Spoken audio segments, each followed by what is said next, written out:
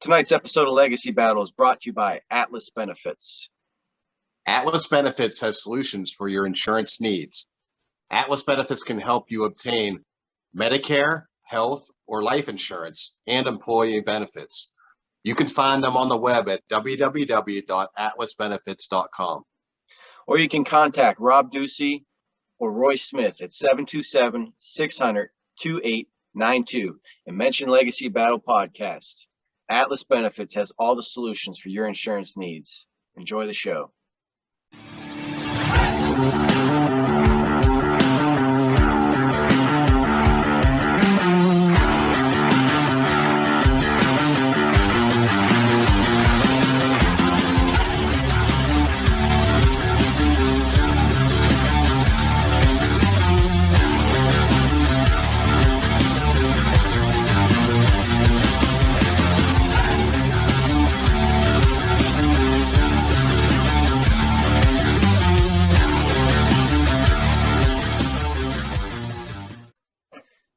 This is Legacy Battle coming at you on YouTube, iHeartRadio, Spotify, and Facebook. You can sponsor this show by contacting us in the comments. Michael Adams here, creator of Legacy Battle, with me tonight. Gridiron Battle Zone's own Brian King, Penn State Collegiate All-Star Kevin Adams, Ball State athlete Paul Havicott. And we're joined tonight by a man who played with 6 Major League Baseball teams, including the Phillies. You can see the picture behind me. Expos and Blue Jays. He was a member of the 2004 Canadian Olympic Baseball team, making him the only player to play for both Canadian MLB clubs and the Olympic team. He also has been a coach with the Expos, the Yankees. He's a Tip O'Neill Award winner, and he's a member of the Canadian Baseball Hall of Fame. Outfielder Rob Ducey. Rob, thank you for joining us tonight. Oh, my pleasure. My pleasure. Thank you, Michael, for that introduction. You're perfect for tonight's topic. So tonight we're going to be debating the irony here. There is no Mount Rushmore in Canada, but we're going to be doing the Mount Rushmore of Canadian baseball. And we're going to start out tonight with Larry Walker. Booger. Nickname is Booger.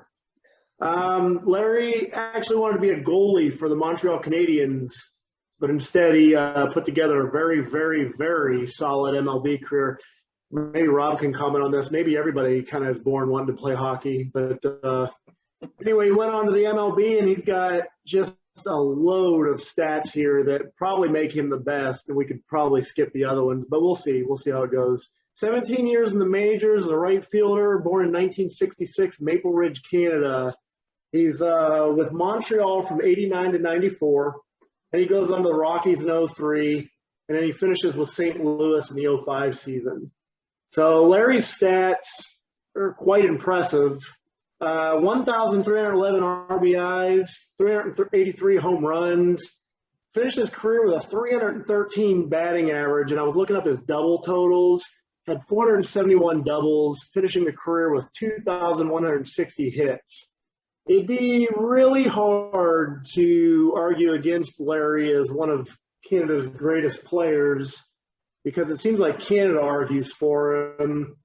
He's selected as Canada's top athlete in 1998, and that was in a year where he actually had some injuries, but he still finished with the appropriate amount of at-bats, and he finished with a 363 average, becoming the first Canadian to win the batting title this century after a guy named Tip O'Neill.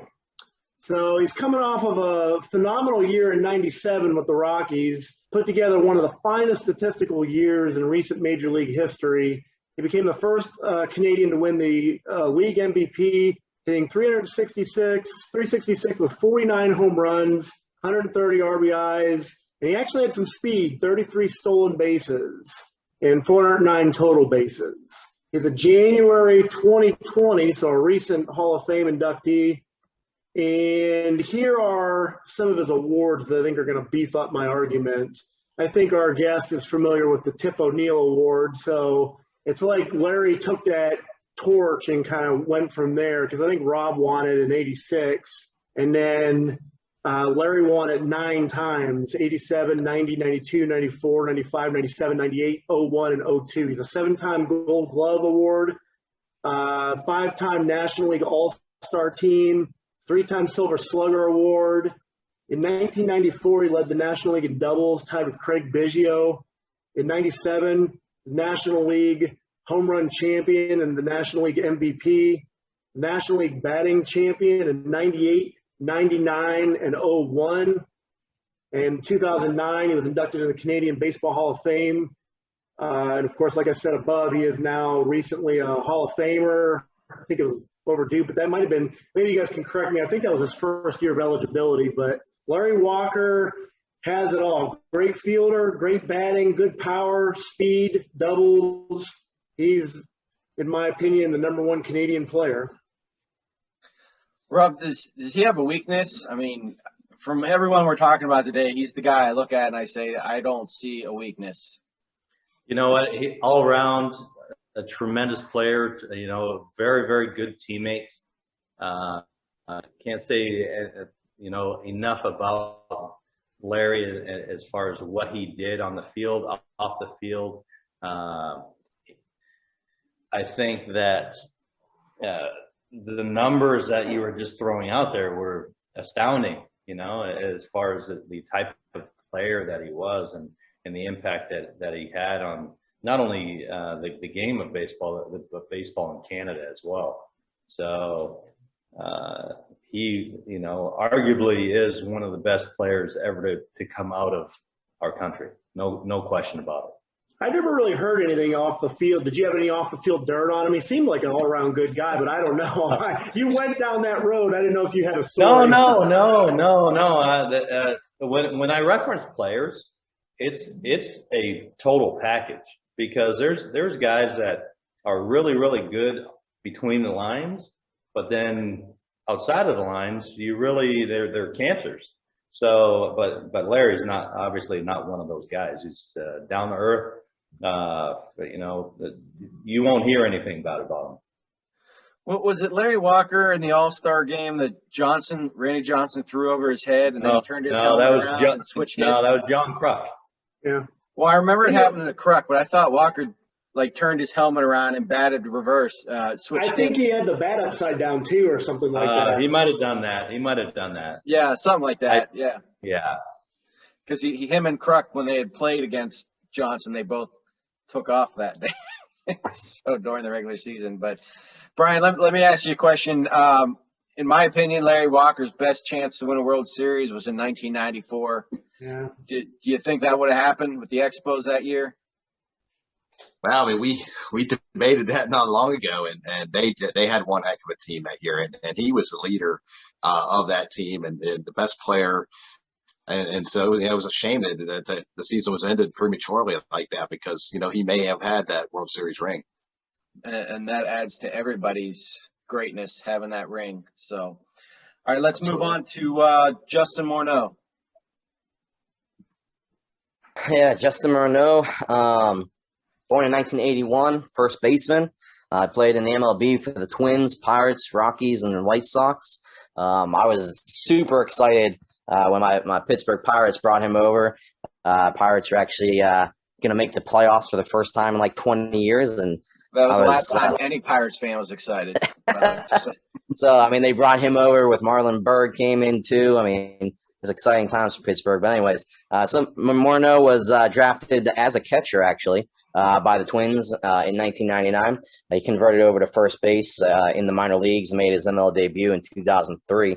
In 2007, he became the first Twin since Gary Gagne in 87 and 88 to hit 30 home runs in consecutive seasons. He's a 4-time All-Star, even though he had a career that was kind of injury plagued. He did have some concussion issues, but 4-time All-Star. He was named 2006 AL MVP. He finished runner-up in 2008. He won 2 Silver Slugger awards. He won the 2008 Home Run Derby and the 2014 NL batting title. He represented Canada in 2006, 2009, 13, 17 at the World Baseball Classic. He currently serves as a special assistant in the Twins front office and also a commentator for the team on Bally Sports. He had a career batting average of 281, 247 home runs, 985 RBIs, so almost 1,000 RBIs. He was inducted into the Canadian Hall of Fame, Baseball Hall of Fame in 2020, last year. In 2006, he consistently appeared near the top of the AL leaderboard in batting average, home runs, and RBIs. In August 9th of that year, he became the first Twin since '87, like I said, to hit the 30 home runs in a single season. He finished the season hitting .321. That's a pretty decent batting average. I was sixth in the AL. Slugging average of .559 and 34 home runs and 130 RBIs that year. He was second in the league in RBIs and tied Larry Walker's 1997 total for most RBIs in a season by a Canadian. For his hitting, he won the 2006 American League Silver Slugger Award representing first baseman. His efforts helped the Twins to their fourth division title in 5 years. He won the AL MVP in a close vote over Derek Jeter of the Yankees, becoming only the fourth player in Twins history to receive the honor. Became the first Canadian to win the AL MVP award and the second Canadian to win the Major League MVP award. He played in the MLB Japan All-Star Series as well in 2014. He led the NL in batting average, proving that he can still play in that year. A lot of people had concerns that he was on the decline, especially with his injuries late in his career, but he won the NL batting title. He had been productive. He had a productive baseball run. And if it wasn't for his concussions that he had suffered, he might actually still be playing, to be honest with you. Twin Spires Edge did an article last year naming him top 5 Canadian player in history. He was number 5 on the list. He was a 3-time Tip O'Neill Award recipient, who was another great Canadian player. Paul mentioned that Larry Walker had gotten that. Ranker.com also listed him as number 4 of all time for Canadian players. And liveabout.com had him listed as 5 out of top 100 Canadian players. So, I mean, his stats, the batting average, it's under 300 career, but he was a great first baseman, great player. He's got some accolades, definitely top 5 in my book for Canadian baseball players. Justin was quietly did that. There were so many big name first basemen. I think he kind of flew under the radar, but hearing what you just said, Kevin, that was mighty impressive. Rob, what are your thoughts on him? And then, there was a good combination between him and Joe Mauer there for quite a while in Minnesota. Got him to the playoffs more than once, I'm sure. You just don't hear about it because it's Minnesota, Oh, the M&M brothers, no doubt. You know what? It's really hard for me to fathom that he played that long because I was with him in 2003. I was with him when we clinched the berth for the Olympic team. We were in Panama, and during the course of that tournament, it was at the end of 2003. During the course of that tournament, he led the tournament, I believe, with 7 home runs. He had just started to mature as a player, and then he went to AAA and had a great year and ended up going to the big leagues the following year. But it's hard for me to imagine that he played that long because of the injuries and that it was cut short as far as the concussion issues. And I believe that, like Kevin said, had that not happened, he may still be playing because he was just that type of guy. He just went out and did his job and very, very productive, tremendous teammate, would give you the shirt off his back and did everything he could possibly do to help a team win. Now, his numbers, again, outstanding numbers, but they could have been better because of the issues. No doubt about that. Paul, if he plays in New York, is he more of a household name in your opinion? Isn't everybody? I mean, isn't that why somebody like Zach Greinke didn't really want to go to New York? I mean, I think you can't hide, but correct me if I'm wrong, wasn't there another quiet first baseman in New York, Kevin Moss, or yeah, for a while. We don't know much about him, so maybe, I mean, I don't know much about him, but maybe he could have existed in that role, but maybe Rob knows better. It just seems like that's his personality no matter where he would play, just nose to the grindstone, do his job. Well, I think that if you, not necessarily Kevin Moss, but if you think of a Tino Martinez, and if you think of the teams that Kevin Moss didn't play for, the World Series teams, Tino did. So depending on what years he was there, that's what makes you the household name, is the championships, in my opinion. Yeah. Well, I mean, he got Mattingly though. He never made the World Series. Yeah, but you know what, Donnie Baseball, he was there for a long time. He got that long hair. No, yeah, no, you know what? He was a cool cat. Yeah. I remember my very first game at Yankee Stadium. He was playing first base. Al Leiter was pitching. My first at bat, I popped up a ball to second base. My second at bat, I got a base hit, and I was standing at first base, and Mattingly said, "Hey, Rob, you just missed that first one," and it was like, man, he knows my name. You know, so he's that type of dude. Eddie Murray, same thing. But, you know, they were the icons, you know, living icons. Let's stick with first baseman. We'll go to Joey Votto. All right, Joey Votto. He was a left-handed first baseman, born in Toronto. He's been in the league for 15 years, all with the Cincinnati Reds. During his career, he has led the league in doubles once, walks 5 times, on base percentage 7 times, slugging percentage once, and intentional walks 3 times. He is a 6-time All-Star, and he won the Gold Glove in 2011. His finest season was 2010. He had 177 hits, 106 runs, 36 doubles, 37 homers, 113 RBIs, 16 stolen bases, and he batted .324, and it was good enough to earn him the Hank Aaron Award and the NL MVP. Votto is known for being a clutch hitter. 13 times he's had the game-winning or walk-off hit. He's also known for his plate discipline. He now sits at 56th place on the all-time walks list. Albert Puglios is technically the only player active in 2021 ahead of him. So he has the hitting, .303 lifetime batting average. He can hit for power. He just topped 300 career home runs. He's a very good fielder. He has a Gold Glove. Great plate discipline. Like I said, he earns many walks, and he can come through in the clutch. Just an all-around complete player. And his his story is not yet written. He's still in the league, and he's still playing at a pretty decent level. Rob, Votto is a money player, no doubt. Playing in Cincinnati on a lot of bad teams has not helped his cause of being bigger. But what's it say, like, in your opinion, the fact that he's had opportunities to leave and he hasn't?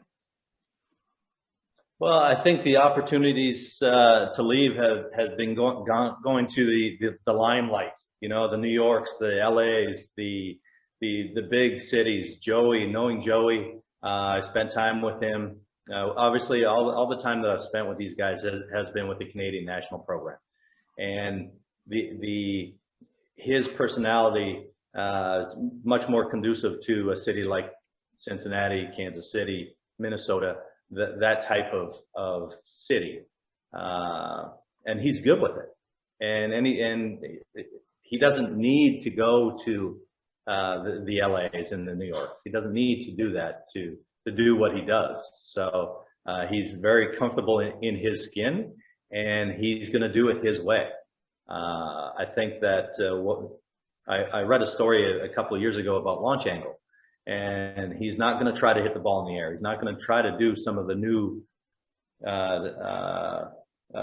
philosophy type things at the plate. He's going to do what he does, and that's a testament to his belief in his abilities. And who can argue with that? He gets on base, he drives the ball, he drives runs in, he's a clutch hitter. Why change something that ain't broke, right? So but unfortunately, the way the game is going, regardless of how good you are, some of the new philosophies are, no, you can be better. Yeah, but I'm really, really good right now. So I don't want to lose that. Kevin, you're the Pirates fan, the biggest Pirates fan here probably.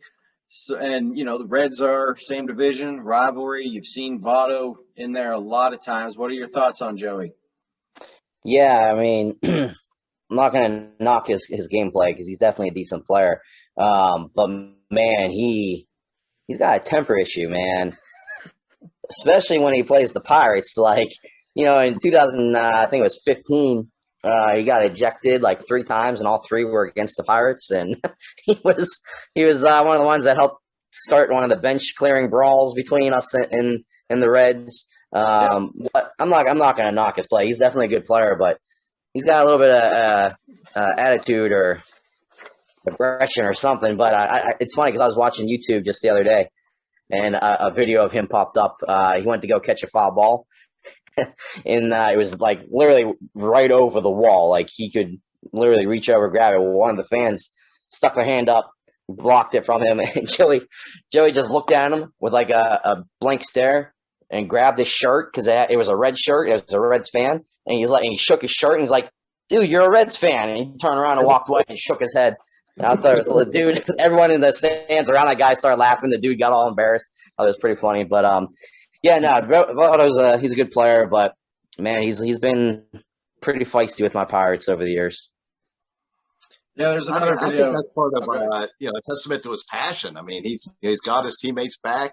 He's fired up. You could tell he wants to win. Yeah, but he's also getting ejected, so it doesn't really help him win. I know what you're saying, but it's like I said, sometimes you have to have your teammates' backs. I agree. All right, let's move on to another first baseman. A lot of first basemen coming out of Canada, apparently. So it's going to be Freddie Freeman, another active player, still playing at a high level. He is having a bit of a down start to the season this year, but he is coming off an MVP year. He was MVP last year of I guess we'll call it the COVID season, however we want to call that. But he debuted for the Braves on September 1st, 2010. He went 0 for 3 that day. It wasn't a good start. But in his 4th game, he got his first hit, and then he got his first home run off of, God rest his soul, Roy Halladay. Hitting a homer off that guy, that's a ball worth keeping. And if you Google Freddie Freeman right now, sadly, you're going to see that he was just struck out by Anthony Rizzo, who is not a pitcher. But, we're not going to hold that against him. So he's a 4-time All-Star. He's only 31 years old, so he'll probably bag another 2, maybe 3 before it's all said and done. He's led the league in hits, doubles 2 times, runs. He's got a Gold Glove, 2 Silver Slugger awards, and of course the MVP that I mentioned. And he's been top 10 another 4 times in MVP voting. He's a 2-time Wilson Defensive Player Awards winner. He's got a Hank Aaron Award.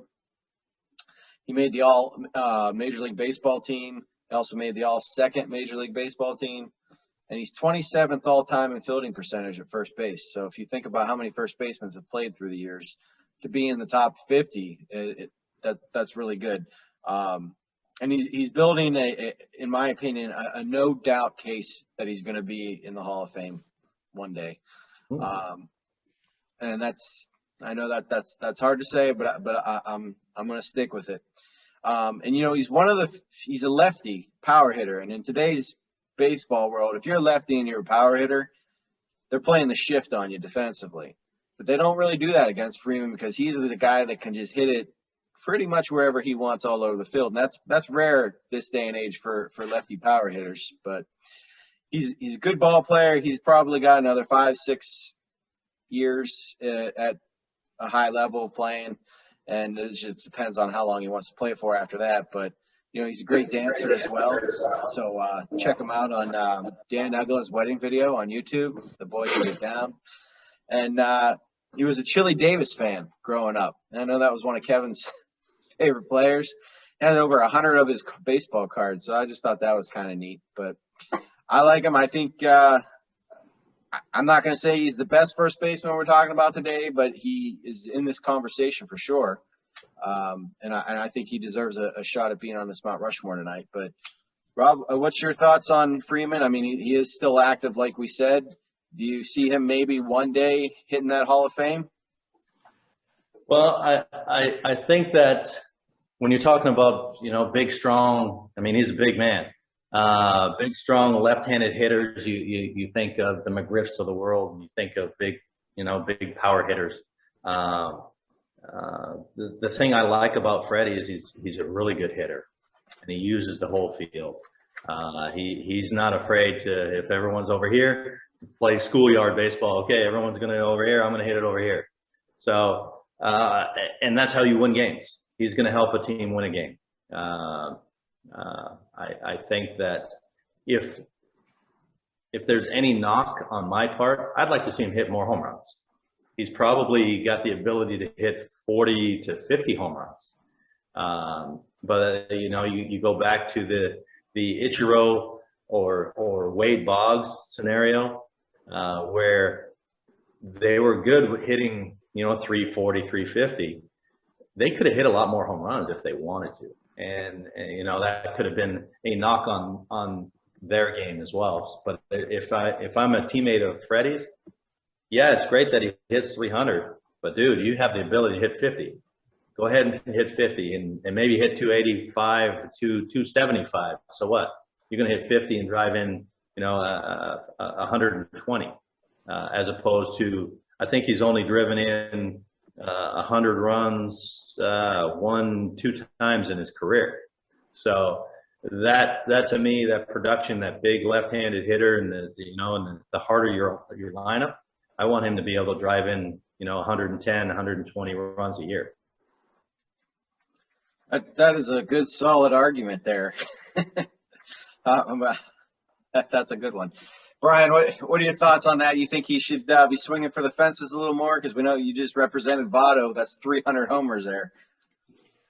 Yeah, well, I mean, Rob makes a pretty good case for that for sure. And I'm sure that Atlanta wouldn't have minded having a few more home runs during that collapse in the playoffs last season. That's for sure. Yeah, the Rays could have used it too, but I digress. All right, let's move on to our only closer of the night, Eric Gagne. Oh, man, Eric Gagne. He's a little quirky. I think the best way to talk about Eric is to channel Eric.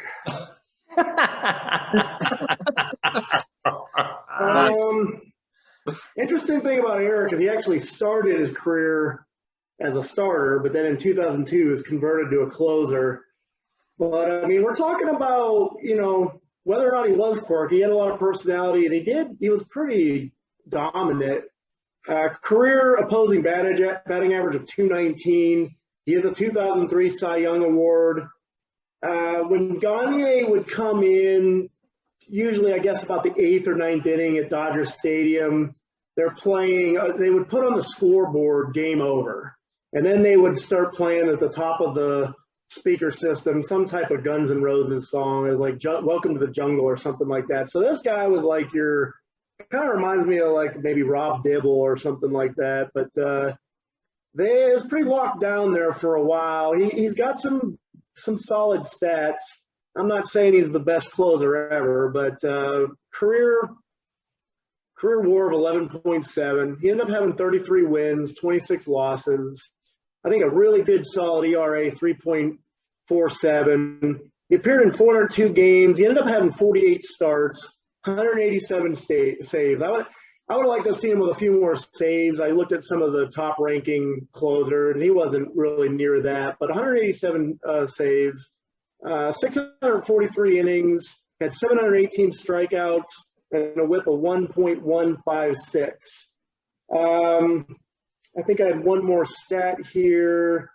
Oh, it's not really that important. He might have been on the Mitchell Report for HGH, but he never really confirmed it, so I don't think there's much really to talk about with that. Rob, what are your thoughts on Gagne? For a while there, he had quite a fastball. You know what? When you're talking about for a run of a couple of years there, like as dominant as you can be. And you hit the nail on the head as far as when you said dominant. When he came in the game was over. And, you might as well start walking to the parking lot because it was 100 miles an hour and it was a wipeout slider. And I don't even know if he had a splitter, but the game was over. He stood on the mound with a lot of confidence, and the game was over. That's the type of closer mentality you say quirkiness, but that's a type of mentality that good closers have.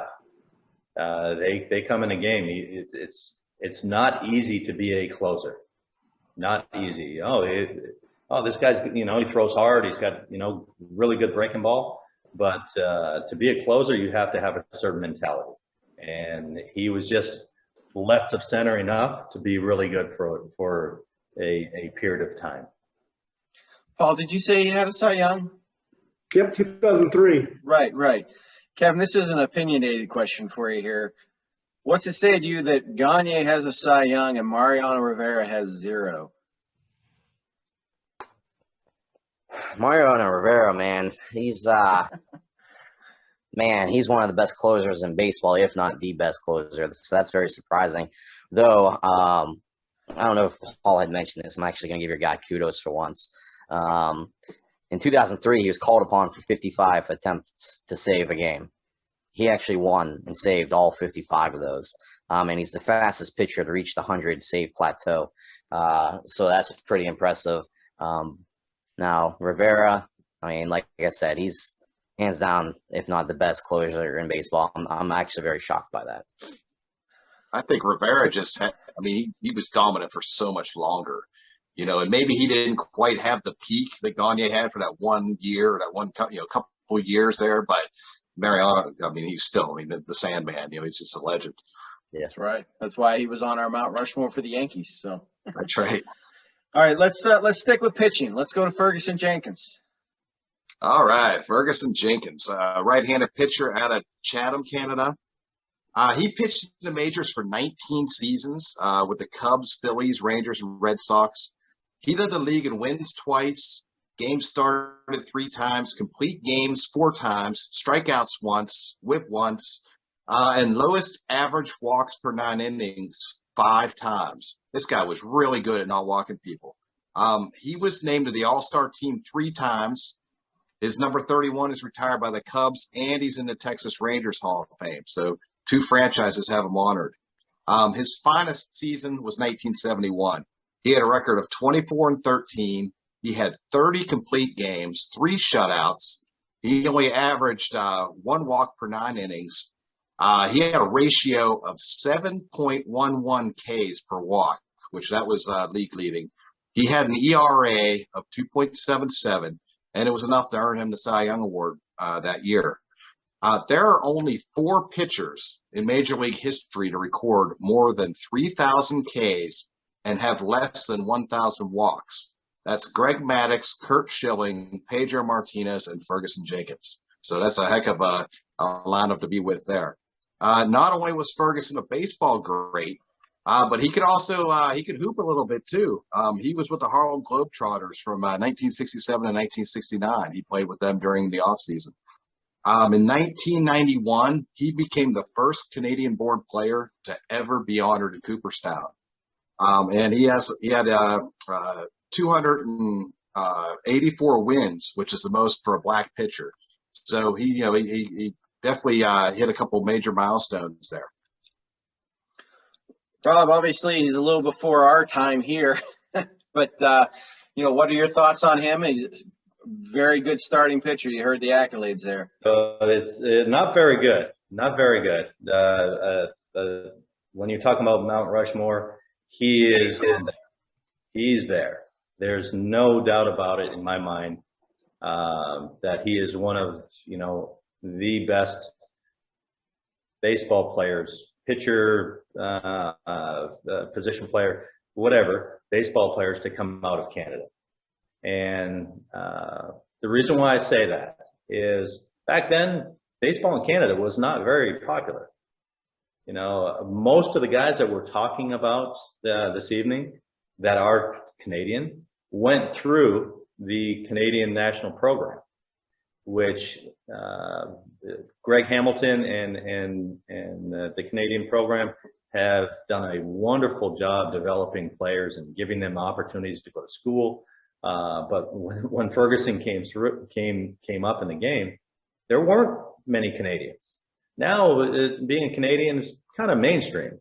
When I came up, There was only, I think, 3 or 4 guys in the big leagues that were Canadian. Terry Poole, Kurt McCaskill, and even Kurt was, I think, either born in Canada and raised in the U.S., but not, full-fledged Canadian. So you can't say enough for someone that reached the heights of the national game here in the U.S. from a country that baseball wasn't a popular sport. So pioneer, kudos to him. I mean, tremendous career, and obviously in the Hall of Fame, not just the Canadian Baseball Hall of Fame, not just a Texas Ranger or a Chicago Cubs Hall of Fame, but the actual Baseball Hall of Fame. It's a beautiful thing. Yeah. Brian, I was going to ask Paul this. He crashed. He's trying to get back on now. So let me ask you, if you are starting a team and you have to take a pitcher as your first pick, you taking a starter or a closer? I think a starter for sure. I mean, you got to have that guy that's going to be able to take you into the late innings. And I mean, Ferguson would not be a bad choice. You look at all those complete games he had. I mean, all those games started, I mean, he was just a guy he could go out there and he could work and he could last you, all 9 innings. I mean, that's something that's hard to put a premium on. I agree. Yeah, Michael, I have a comment. He wouldn't do that in today's game, Brian. Oh, absolutely. You're right about that. He wouldn't be able to do that in today's game. The guys that, whether it's the Maddocks of the world, the Pedros, the Randy Johnsons, the Kurt Schillings, the Nolan Ryans, they don't exist now because of the analytics, and you go through the lineup twice and you're done, that type of thing. Those guys, some of those guys got better as they went along, and they got more dominant, in the 7th, 8th, 9th inning. So that wouldn't have happened, unfortunately. Yeah. I wish that we would kind of get back towards that, but I think the mentality of the starting pitching in today's game, well, I only have to go 5, and I did my job, quality start. Yeah. And so they shut it down. Even though they're bigger, they're stronger, they work out, they take care of themselves. They do all the things that we probably should have back in the day, but didn't think. We thought weight training wasn't good for us. But they're bigger, stronger. They have all the technology to help them go longer. But we said, no, we're gonna back them off to not risk injury. And guys are still breaking down. Guys still get hurt. Right. But I would like to see starting pitching like that. I like to have 4 of those guys in my starting lineup. Give me 4 Fergies, and I'm gonna win a World Series. Heck yeah. We're not worried about pitch counts. No. Right. All right, let's move on to our youngest player that we're talking about today, Vlad Guerrero Jr. So I want you guys got to think outside the box with this guy. Yes, he's a young player. He's kind of fresh into the league, but the man's got power, and he's the son of the great Vladimir Guerrero Sr., who's a Hall of Famer. I full-heartedly believe he's going to follow in the footsteps of his dad and ultimately end up in the Hall of Fame in the future too. So born in '99, young player, younger than me. First baseman and third baseman for the Blue Jays. So he's even still playing in Canada. He actually was born in Canada, unlike Freddie Freeman, who Michael represented, just saying. He, like I said, he's the son of Vladimir Guerrero Sr., made his major league debut in April of 2019. But in 2015, Baseball America ranked Guerrero as the top international free agent. And MLB.com ranked him the 4th best. 2016 minor league season, Guerrero made his professional debut in the minors on June 23rd. He hit his first professional home run. August, he recorded his first multi-home run game. Later in August, he was named to the Appalachian League's All-Star as third baseman. The MLB named Guerrero the 3rd best prospect at third base heading into the 2017 minor league season. He was named to the World Team roster for the 2017 All-Star Futures game. 2019, the Blue Jays announced that Guerrero would be called up from AAA on April 26th, and he was considered the top prospect in all of professional baseball prior to being called up. And at 20 years of age and 59 days, he became the youngest Blue Jay to hit a home run. Guerrero's 4 home runs over a 6-game road trip earned him the American League Player of the Week award that year as well, and made him the youngest Blue Jay to win that award. On July 8th, he broke the single-round home run record in a home run derby with a total of 40 home runs after 3 overtimes in semifinals against Jock Peterson. This dude has power.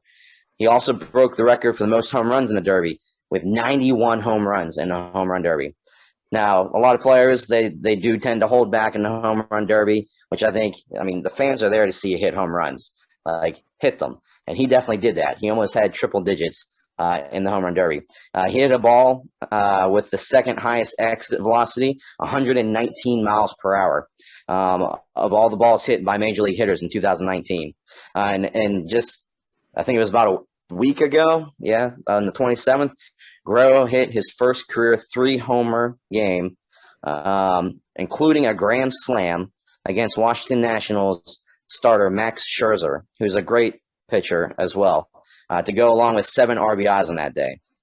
He's currently batting .337 with 7 home runs in 26 games. On-base percentage, .486, slugging percentage, .628. Career to date, he's batting .278 with 31 home runs and 120 RBIs in 209 games. He only played 60 games last season due to COVID. He missed 20 games that first season in 2019 because he was still in the minors before he got called up. And he's only played 26 games so far this season. This kid is young, up and coming. The Blue Jays are excited for him. He's following footsteps of his father for sure. He's got the power. He hits the home runs. He's going to be definitely somebody to watch for, and I think he could be an upset to get into this Mount Rushmore tonight. Rob, do you think there's more pressure or less pressure on him having to be great because his father was great? Probably more, but the good part about that is he's playing with 2 other guys that are in the same boat, Biggio and Bichette. So they came up together. So being with the Phillies, I got a chance to see these guys play in spring training and during the course of the season when they were in the A-ball. And the Blue Jays did a wonderful job as far as drafting and signing. They didn't draft him, they signed him as a free agent, but signing these sons of really, really good major league players, and they're reaping the rewards for that right now. I think that he has to, the sky's the limit as far as his best position is in the batter's box. But he needs to be disciplined as far as gaining weight in the offseason, taking care of his body, making sure that he's a mainstay at a position defensively, so that he doesn't want to be or you don't want to have him as a 23-year-old DH. You want to make sure that he has the ability to be a functionable position player at some position. So that would be my only concern long term with him is if he doesn't develop into a adequate defender. Go ahead. Let me put your mind at ease a little bit here on that one. I'm actually glad you said that because he actually lost 42 pounds this last season. Okay. 42. So he's taking it seriously now. His coach and grandmother, they've been helping him. It's he's kind of his grandmother's cooking for him basically and making sure that he eats healthy. But he lost 42 pounds going into this. He said last off season, like he sat down and was like, yeah, like this is not good. I need to change. And he did 42 pounds. That's pretty big. And he looks stronger. He's lighter on his feet, running good, moving around. And ranker.com has him as number 6 best Canadian player right now. So, and he's young. No, that's kudos to him. you know, and that's probably the thing that I would have had concerns over, even though I haven't seen him recently, but that would have been my only concern with him. Yeah. Paul, we just heard the names Biggio, Bichette, Guerrero, Tatis Jr.'s in the league. This isn't 1990. This is 2020. Yeah. I mean, does that make you like these guys more, knowing that, you know, we grew up watching their fathers play in this game? It sure is fun. I mean, it's this. Everybody loves nostalgia, but I was thinking about what Rob said too about the pressure. And before so we were playing softball actually with Dante Bichette down here in St. Pete before he got hired again with Toronto to be the hitting instructor there, I guess. And he was telling me almost that same thing, but with Guerrero, he felt like, and I guess he would know because Bo's playing right beside him, but he felt like the kid's head was on totally straight. He knew what he had to do. He wouldn't let the past get to him, and he wanted to improve and put the work in. So hopefully what Kevin's saying is accurate and that he's kind of starting to take care of his body and stuff like that. So I think it is fun, and I think that pretty soon we'll be talking about these guys instead of their dads. Ah, man, that makes me feel old. Yeah, it does. Let's move on to our final player tonight. And I'm representing him, and he was born in Canada. He's born in Toronto, Kevin. So About time you start playing by the rules. that's right. So that's Russell Martin. As I said, he's a catcher, 4-time All-Star, Gold Glove, Silver Slugger, 3 times in the top 25 for MVP voting, 2-time Wilson Defensive Player of the Year, 8th all-time in putouts for catchers. All time, not just in a season, all time. Led the league in assists 4 times. 6 times he led the league in throwing out base runners. So, you know, he had quite an arm on him. He doesn't get as much play as other catchers from his time, like Buster Posey or Molina, but he was just important to his team as those guys. He might not have hit as well as they did, but he certainly, in my opinion, called an amazing game for pitchers. You know, he's a great fielding catcher. His value because of his defense, to me, is worth a whole lot, and he is underrated in my opinion. I feel he was almost as good at fielding as Pudge Rodriguez, who's, you know, one of the best all time. Pudge could hit as well, of course, but what I will say for hitting, he is maybe remembered more than any player we're talking about tonight for one single play, and that was the 2013 wild card game against the Cincinnati Reds. I know it's one of Kevin's most favorite videos to watch. Russell Martin comes up to bat. The Pittsburgh Pirates crowd are giving it really hard to Johnny Cueto, the pitcher for the Cincinnati Reds. Cueto. So the catcher throws the ball back to Cueto, and Cueto drops the ball. You know, the crowd goes wild. And then his next pitch, Martin just absolutely crushes the ball, hits a home run. Pretty much that just set the tone for the rest of the game. And the Pirates win their first playoff game in 20-some years? 21, 22 years. 22 years. Oh, man, that's sad. But, yeah, so that was a big hit in Pittsburgh Pirate history in the last 20 years, 30 years, really.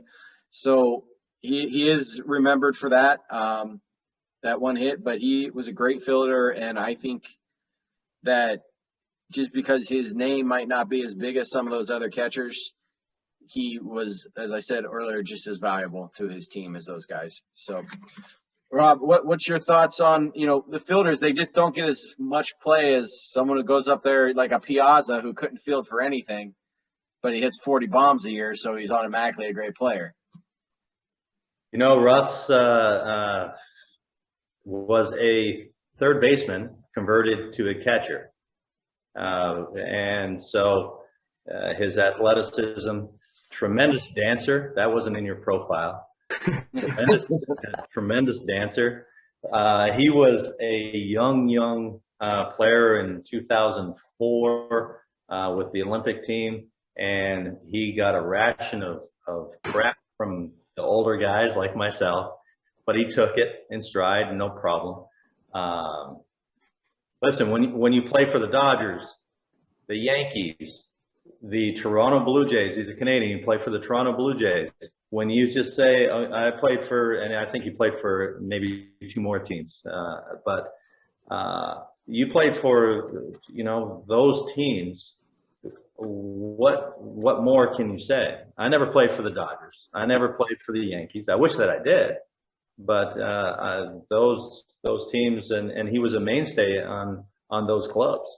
So Russ, tremendous leader, had his teammates back all the time, and you listen to some of his interviews during the times that he played, and it wasn't about him. It was about his teammates. It was about winning, and I think that overwhelming the group of guys that we've discussed tonight, it was, maybe it's the Canadian in us, but it's about team. It's about winning. It's about being part of something bigger than oneself. And definitely Russ was one of those guys. Okay, let's move into our pick here for Mount Rushmore. Rob, we're gonna each pick one, and then you get to pick your own 4, and then we'll see how that compares to ours. Kevin, you got first pick. Well, I mean, you already know who I'm going with. It's hands down, easy pick, Larry Walker. He's the best one that we talked about tonight. So, Larry Walker. Okay, Paul.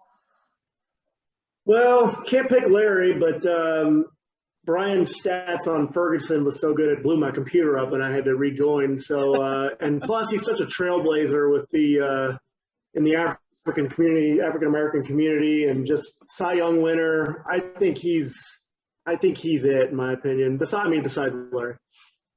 Okay, I'm gonna go with I'm going with Joey Votto. 300 homers, and yeah, I know that. And his career isn't done yet. He could get to 400, maybe even push 500. He's only 32-ish, 33 maybe, somewhere in there. I think he's a little bit older than that. Yeah, a little bit older. Oh, okay, so still 300 homers, playing on teams that weren't very good, and I'm impressed by him. So I'm going with Votto. So that takes it to you, Brian. Okay, well, I'm going to go with Freeman. I'm not going to worry about that technicality that Kevin was bringing up, but yeah, I'm going to go with Freeman. I mean, he's just sort of picked up the torch from Chipper Jones there in Atlanta, and he's the leader on that team now. And yeah, I mean, it's great batteries, good fielder. He's really a total package. Okay, so Walker, Jenkins, Votto, Freeman for us. What are you taking, Rob? Oh man, in this order. Okay. I'm going to go Larry Walker, Ferguson Jenkins, Joey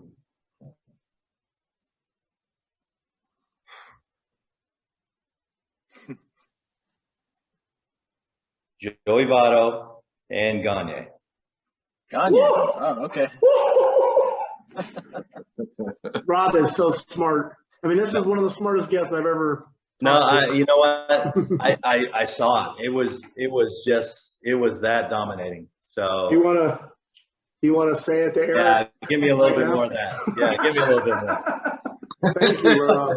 Hey, Rob, this is Eric. Thank you. Let's move into our Q&A. Kevin, you're in my top left corner. Why don't you start us out? Yeah, so 1986, you won the Tip O'Neill Award. What was that like for you? What do you feel about that?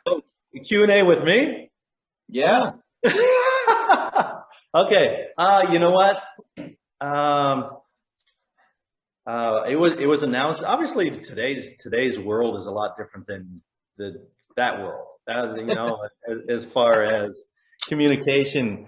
I actually learned about the award at the end of the year, and I thought it was really, really cool because I got a chance to go to Toronto to accept the award, and I met Jackie Robinson's widow, Rachel, at that time. And the following day, I made my major league debut. So it was like a whirlwind of events that when I did win that award. But I really, really honored, and didn't really realize what it meant. I was young, you know, I was 20, 21 years old at that time, and you know, pretty cool. It was Mrs. Robinson who presented it to you, wasn't it? Yes. Oh, that's an honor there. Wow. That's incredible. Brian, go ahead. Okay. In your opinion, who were the 3 best pitchers you ever faced? And who was a good pitcher that you got the better of at the plate? Well, one of them was the same guy, Mike Mussina, obviously, you know, just inducted to the Hall of Fame. I hit him really well. I hit a couple home runs off of him. My specific role was to face the Sunday day game right-handed pitcher, or the top of the line, the Clemens, the Kevin Browns, the Andy Bennis type guys, the better starters. So as far as right-handers, being left-handed. So I would say Mussina, Kevin Brown, Roger Clemens were probably the best guys that I faced. I faced Randy Johnson in the minor leagues, but those 3 guys were arguably the best guys, and they were Hall of Fame type guys.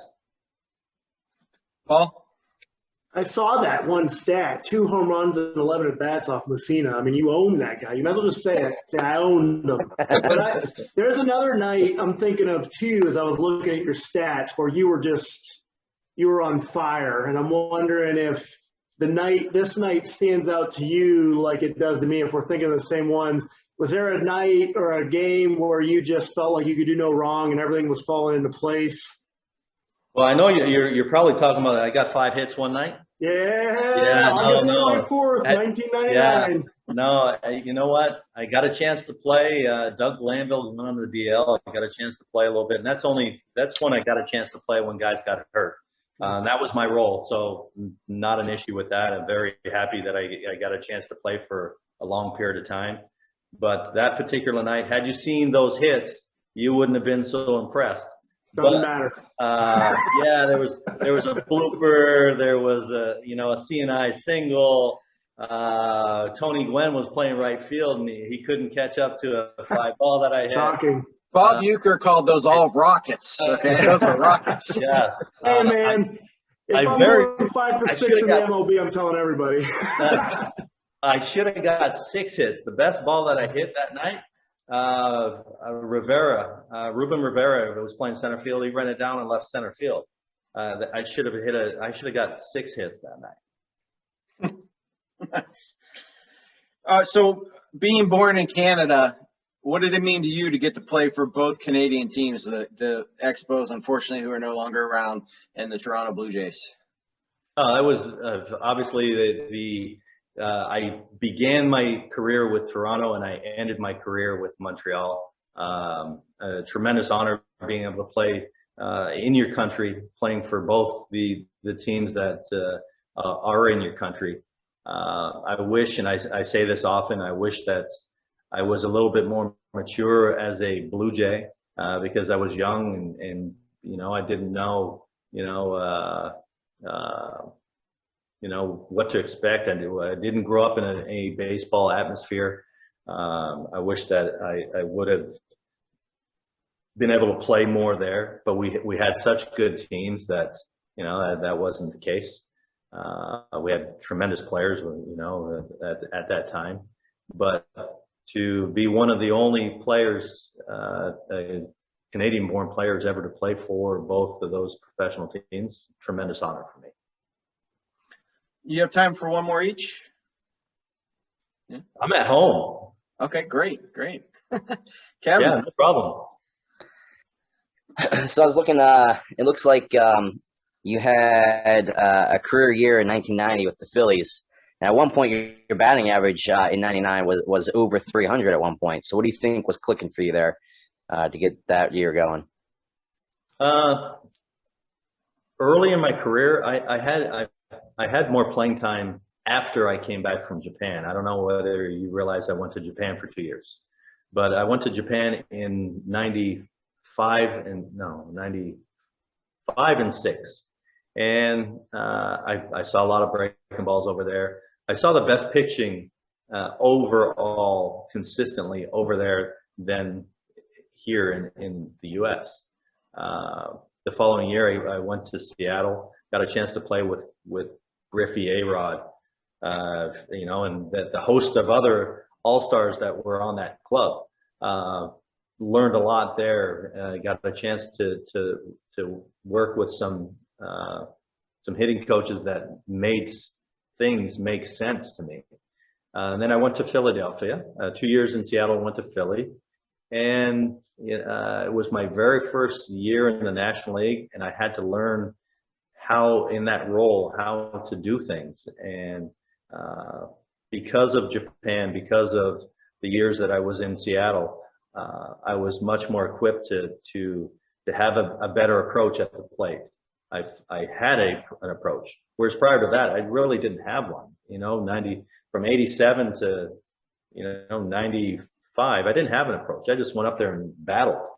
But now I learned how to hit later in my career. So that being said, that's why I had a better opportunity to be successful later in my career. Brian. The collision at the plate with Scott Bradley. Can you tell us about that? Come on. So I'm on second base, and we're in Seattle. Griffey has caught every single ball that's hit in the vicinity of center field that series. So Dave Parker is hitting. He hits a line drive to center field, and I hesitate at second. I'm thinking, okay, I know that Griffey's out there. Is he going to make this play or not? I think one hopped him out there in center field, and I hesitated, taking off, and John McLaren waved me around. I do not remember hitting him. He was a little shorter than I was. He's not that much shorter, but he was a little shorter, and he tucked his head, and my chin hit the top of his helmet, and I was out in the air. The back of my head, I watched it, and I know this because I watched the video. Back of my head bounced off home plate a couple times, and that wasn't fun. I had concussion symptoms probably till almost spring training the following year. Did he ever reach out and talk about it with you or anything, or? No.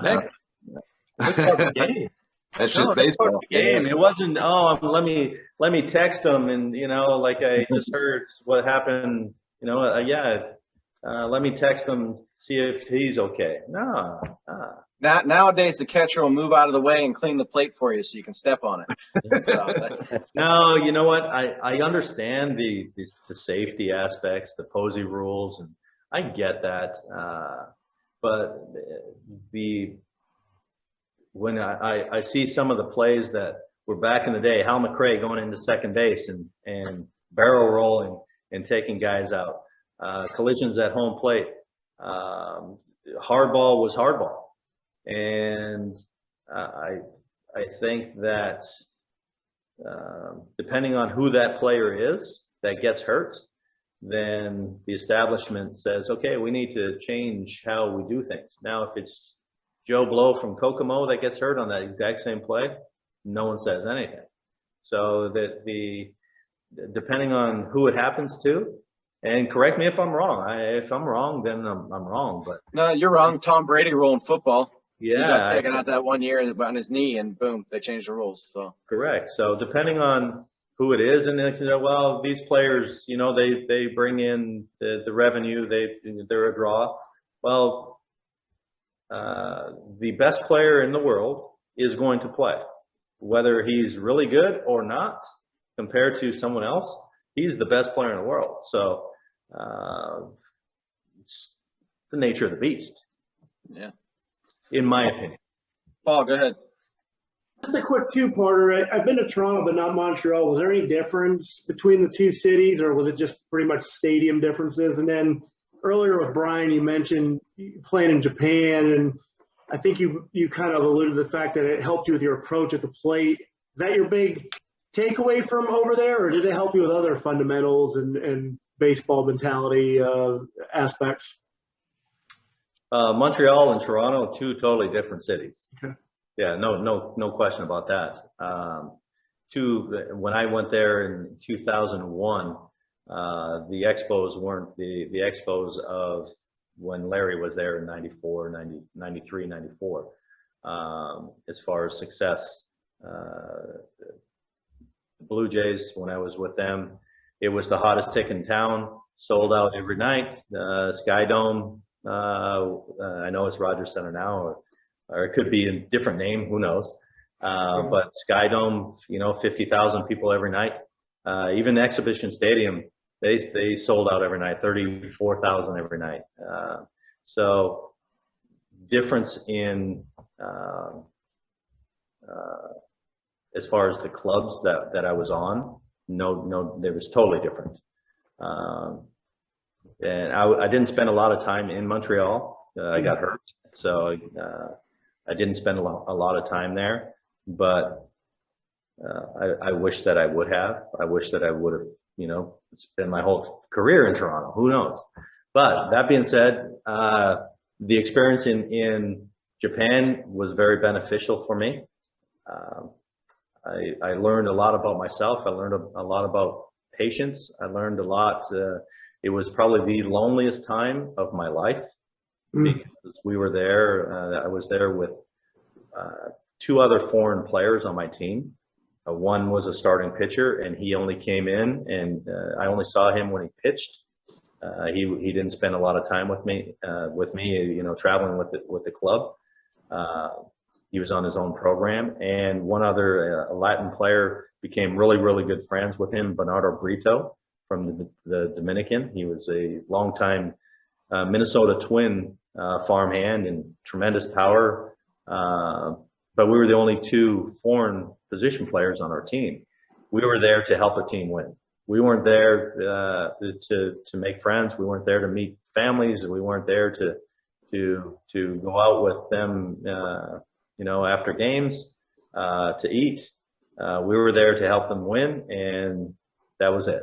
So I learned a lot about myself there. I learned a lot about, dealing with adversity, and I wouldn't give that experience back for anything, for any of my baseball experiences. My life is what it is because of this game. So to say, to cry over spilt milk, I wish that I could have done this or that. No, I have my family because of baseball. I met my wife in Venezuela playing winter ball. We have 3 kids. I live in Florida. Baseball been better good to me. So we're podcast based out of the Tampa area. Maybe we can get you some business or whatever. So what is it that you're doing nowadays now that you're retired from baseball, obviously? I just got my life insurance license and doing financial services. So debt solutions, 401k rollovers, annuities, mostly life insurance, term and whole life, so universals. So I think that I don't want to invest money. Everyone thinks, oh, they want to. No, I want to help people protect their money. I want to help people protect their families. I want to help people with debt solution. We have a debt solution company that we're associated with. I want to make sure that, when I was, oh gosh, I don't even know how old I was, but when my mother passed away, I had to pay for her funeral, and she didn't have a death benefit, so I had to pay for it. Fortunately enough for me, I could. Most people can't. Most people can't do that. And I want to try to make sure that everyone has the ability to talk to someone for advice. And it's not just for the wealthy, it's for everyone. So my services are gratis, and trying to find a solution to any issue that you have. Excellent. Well, if you're listening to this and you live in the Florida, maybe the Tampa area, Google him, you'll find his name, and you can get in touch with him and maybe get some life insurance. That would be great. So we want to thank everybody for watching us tonight. On YouTube, iHeart, Spotify, Facebook. We're everywhere now. It's amazing how far we've come in a little over a year. And we want to thank Rob Ducey for joining us tonight. Just very good conversation, and your Canadian baseball. So that was really great. Thank you for coming on. Oh, Michael, thank you. Thank you. Okay, everybody, welcome to Kickery Wins, Legacy Battle. Thank you very much for coming to see us. If you did, in fact, come to see us. So 5 or 6 of you out there, right? That's right. Want to talk about Mr. Rob Ducey's charity he's involved with. If you're interested in donating, let me get the website right here, operationheartfelt.com. Heartfelt standing for Feeding Empty Little Tummies. So this is a nonprofit organization, 5013C. Annually, they feed about 260,000 children. Most children in this that are helped by this program are reliant on school lunches for their food. So this program steps in on the weekends and during extended breaks and holidays and provides free meals to the children and their families. So this is a very important organization. Takes care of these kids who sometimes go without meals during the holidays and on weekends, or are scrounging for food. So it's something we take for granted, but it's a great charity. You can find them on Facebook. And once again, the website is operationheartfelt.com. Thanks, everybody. All right, we also have a 50-50 raffle going on right now, as well as some raffle prizes to collect some more money for the charity. So we have a firearms class from Straight Shooters. You get a free class. We have a Ray Bork rookie card. We have a comic book, a rare comic book, Spawn #1. Tickets are $1 each, or you can get 15 for $10, and all that money goes straight to the charity.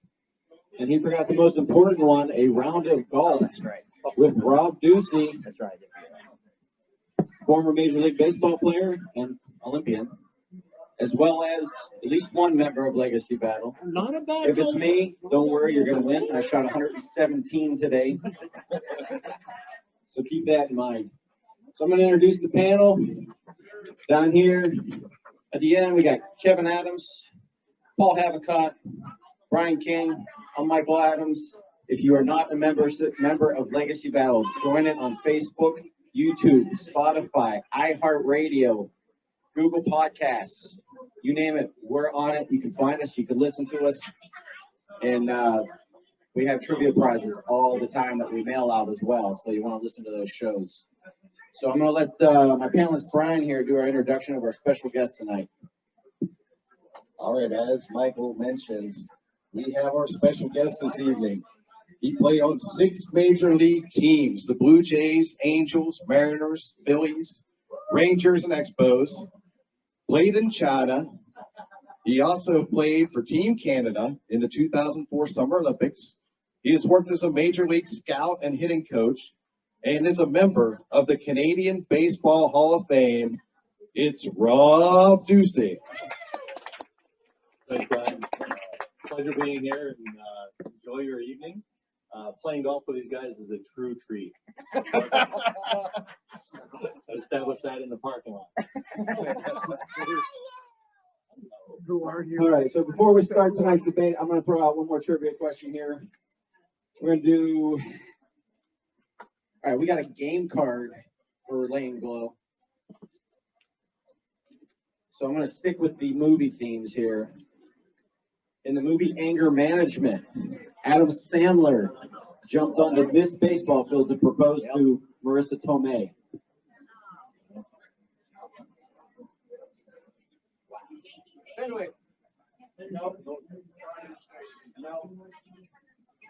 Kevin is wearing their jersey. There you go.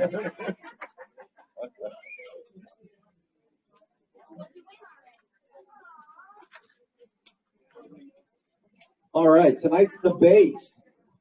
We're going to be debating the greatest World Series winner of the 90s. And we're going to start out tonight with the hated New York Yankees.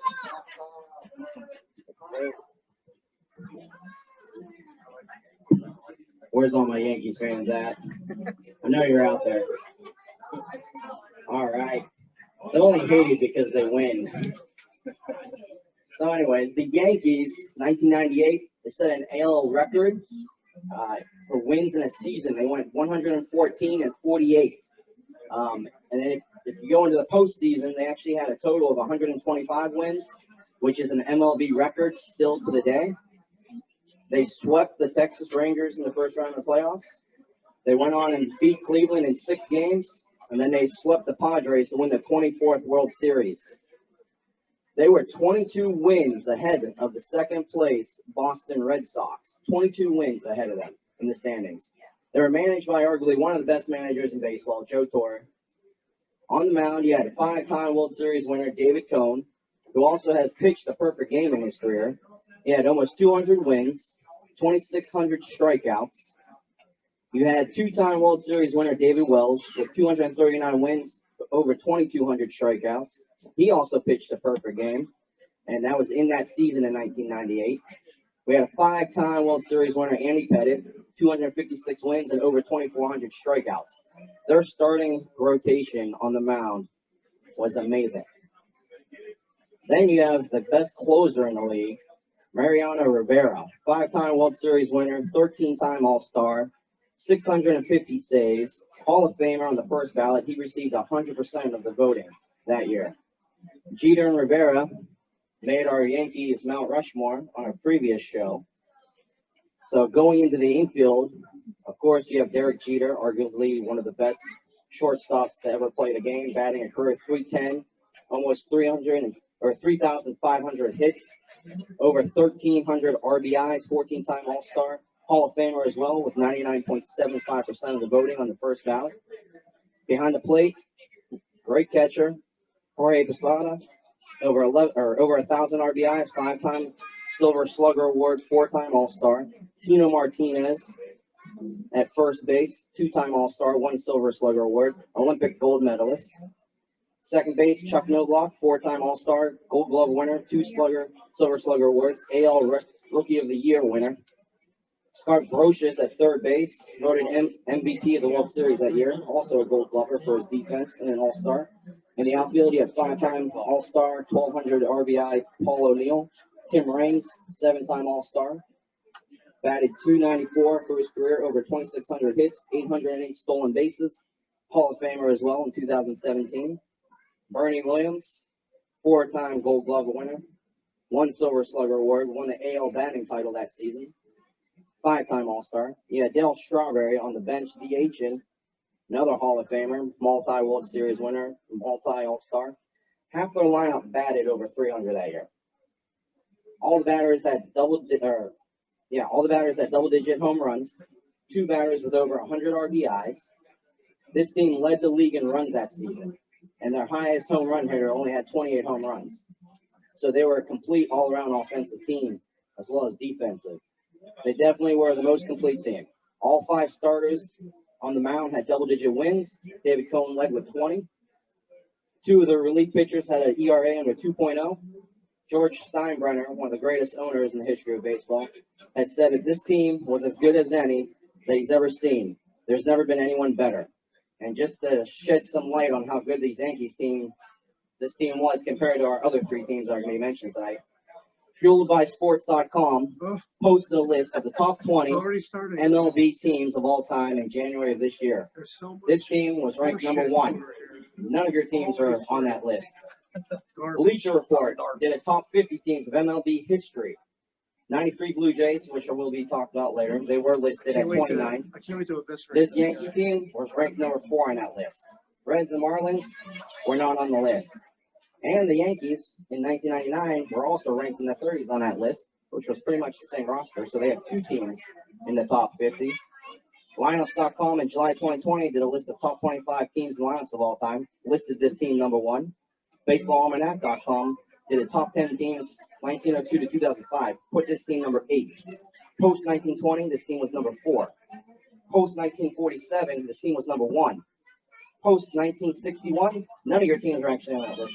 I have time The to Yankees go are still order. number I 1. might go order some food. And one more, sportscasting.com in 2017 did top 8 greatest MLB teams of all time. This team was ranked number 2. Again, all your teams are non-existent on that list. This is the best World Series team of the 90s, period. You lost, Rob. Somebody needs to start that 3-minute clock time limit there. As usual, Kevin goes long. Go wait in the car. There's only 4 minutes.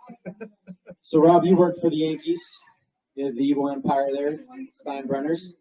Tell us about your time there, but also what you think of Jeter and company. I think of all the places I ever worked, I think that working for the New York Yankees was the easiest job that I ever had. Because if you followed the rules, you got along fine. It was just, it was about the brand. It was about the New York Yankees. And you can't argue the success of that franchise. Whether you believe that they bought the championships or not, it doesn't matter. They still won. And for me, working there, you got, and I was at the lowest end of the total poll. You got a sense of just the legacy. The guys coming, Yogi Berra would come in the clubhouse. Legends. Yeah, legends would walk through. Mel Stottlemyre walked through. Ron Guidry walked through. And it was about the Yankees. It was pretty cool, to say the least. And I should mention, too, that we didn't mention this earlier. Everybody who hangs around after this show gets a free autograph from Rob. We've got pictures for him to sign that you can have for free. So, Brian, this was actually before the Yankees were really buying their team. Home talent. Jeter, Posada, Pettit. What do you think of those boys? Well, I mean, it was an excellent lineup, there's no doubt. And yeah, like you said, they didn't bring in a lot of free agents. That was more later in their legacy. And this was really the first team in really like since the 70s that have been very successful for the Yankees. So this was kind of a resurgence of this, this great franchise.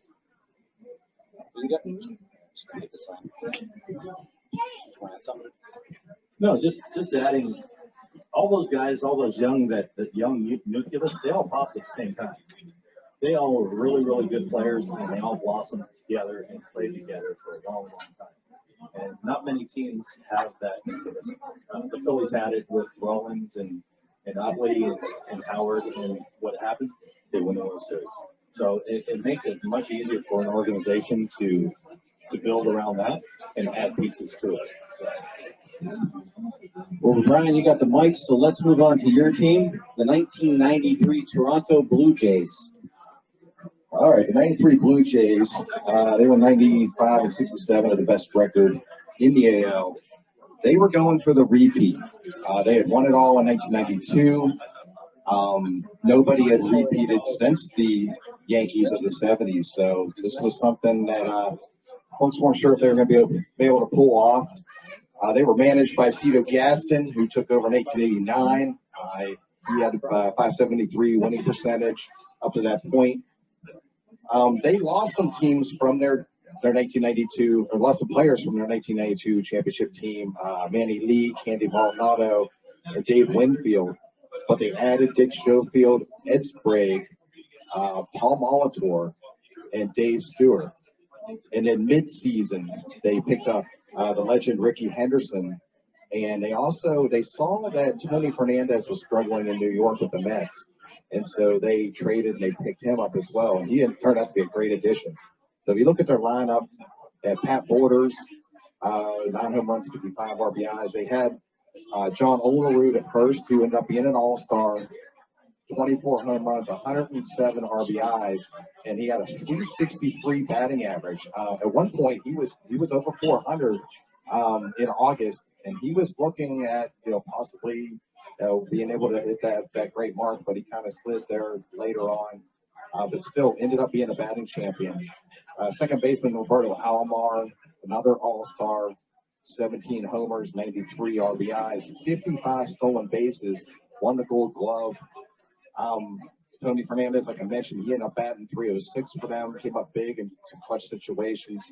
He had Ed Sprague, he had 12 home runs, 73 RBIs.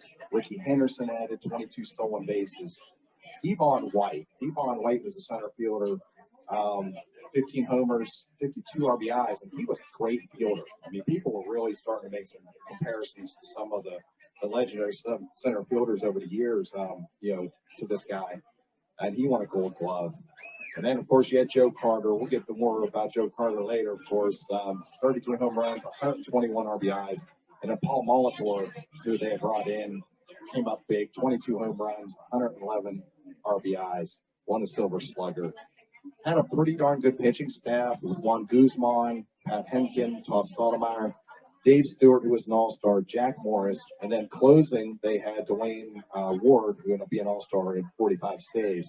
Also had Al Leiter come in spot starter duty. You look at the team as a whole, they had the most saves, they had second most Ks. They really good pitching staff, really good all-around lineup. So then when the ALS started, they took on the White Sox, and the White Sox were a scary team that year because they had the AL MVP, Big Hurt Frank Thomas. They had Cy Young winner, Jack McDowell. So the Blue Jays were definitely going to have their work cut out for them.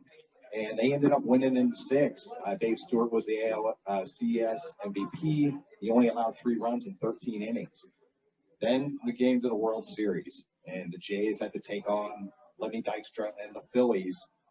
Game 6 ended up being one for the ages because you had the Blue Jays, they trailed 6-5, heading into the bottom of the 9th with 1 out. And Ricky Henderson on second base. You had Paul Molitor on first. Joe Carter drilled a home run off the wild thing, Mitch Williams, to win the World Series. So the Jays became the first team to win back-to-back World Series since the 1978 Yankees, and the first to have a walk-off home run win in a World Series since Bill Mazeroski of 1960 Pirates. So great team. They came through when it mattered. Rob, you played with most of these guys, if I'm remembering correctly. So tell us about the Blue Jays and how they came to be that great. Playing in Toronto, it was phenomenal. The organization took care of the players. The general manager at that time was Pat Gillick, and whatever the team needed to win, he was bringing it. I think they had one of the highest payrolls in the game, and it didn't matter if they needed bullpen help, they brought it in. They made the big trade with Tony Fernandez from Madrid, and to bring in Alomar and Carter. I think there was someone else in that payroll, but those were the big pieces that Pat Gillick thought they needed.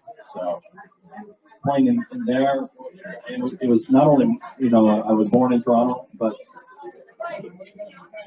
everywhere else that I ever played was kind of in the shadow of Toronto, the way they took care of the players.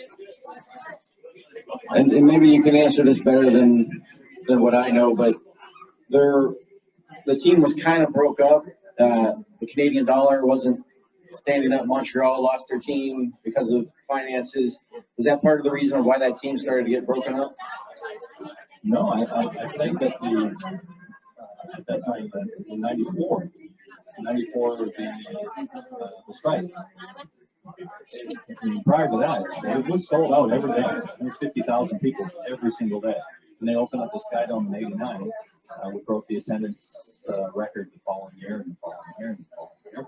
So I think the strike really hurt, not only the game of baseball, but really hurt as far as fans up there. Paul, the Toronto Blue Jays have the worst ERA of the 4 teams we're talking about tonight. So what do you think they would have done against the hitting of the other teams we're talking about? Outscored them offensively. I mean, what else can you say? I mean, it's one of those few circumstances where pitching didn't win, their offense won. So, and I think they had the wherewithal to pick up like Ricky Henderson and Tony Fernandez, like Brian was saying. It just was a really well-built, cohesive offensive team. All right, let's move to our team of fate, the 1997 Florida Marlins. Okay, this is my team. This is an underdog pick. If you like underdogs, this is for you. This is a pick you make if you want to differentiate yourself from like a lesser person who would take like the Yankees. In 97, the Marlins got in the playoffs via wild card. They had a record of 92-70. So the Braves that year won the NL East. They had a great record of 101-61. I'm thinking that year the Braves were probably the favorites to get to the World Series. When you looked at like the Indians and the Yankees that year, they didn't really have the star power or the lineup that the Braves had. But what makes this a total anomaly is and hard to predict is that in 96 the Marlins had finished third with an 80-82 record. Things just came together in 97 like they do sometimes in life. I mean, look at me, I'm up here with Mike Adams and Rob Ducey, I mean, in kicking wings.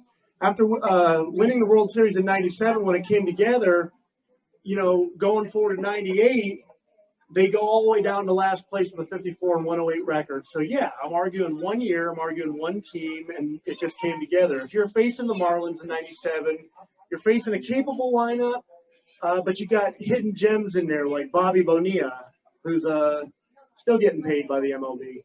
He's playing third, still collecting $1 million a year. You got Jeff Conine, Luis Castillo, Edgar Renteria, former Expo star Moises Alou, who I think was really the anchor of that team, Gary Sheffield, and Brian's Devon White. Moises actually was the star of the team. I think he led with 23 home runs with a 292 batting average. Gary had 21 home runs with a 250 batting average. But my boy Bonilla, he actually had decent numbers. He was 297 with 17 home runs. Some notable off-the-bench players were Jim Eisenreich, Kurt Abbott, John Cangelosi, Craig Counsell, Greg Zahn, Cliff Floyd, Darren Dalton, and also Kevin's favorite player, Josh Booty, who was backing up Bobby at third. And he has a jersey that said Booty on the back of it, so maybe I thought it was Josh Booty.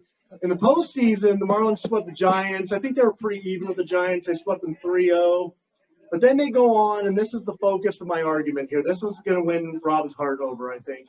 They finished the Braves off 4-2, but you got to face Maddox, you got to face Smoltz, and you got to face Glavine.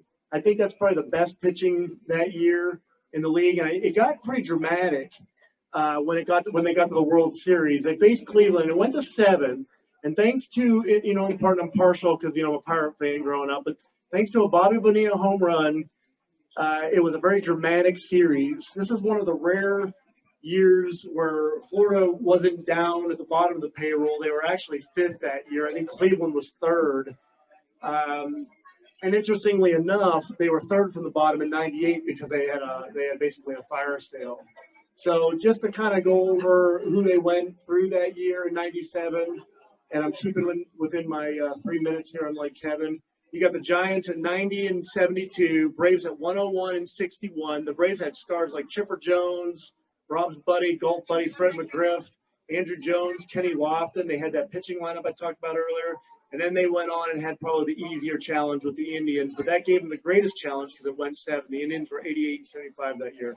And so that's my 97 Marlins. Yeah. So, Rob, they weren't supposed to beat the Braves. They weren't supposed to beat the Yankees. But Jim Leyland finally gets his ring, something he couldn't do in Pittsburgh. That's a sore spot for the 4 of us up here, of course. And he couldn't do it in Detroit either, getting to the series a couple times. But definitely seemed like a team of destiny and put together for 1 year. I don't think you can ever really count out a wild card winner because they have to play well all the way through to the end of the year. Sometimes teams that go on to have really, really good records, they kind of coast into the playoffs. The teams that win the wild card, they have to fight tooth and nail. Usually it ends up the last 1 or 2 games of the season, they still have to battle it out. So they're playing well at that time. You could catch a team like the Braves, and they may be off. Well, in baseball, it's all about momentum.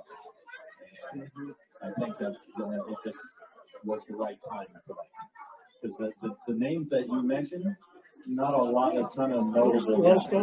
You know, I don't even think you have one Hall of Fame in there.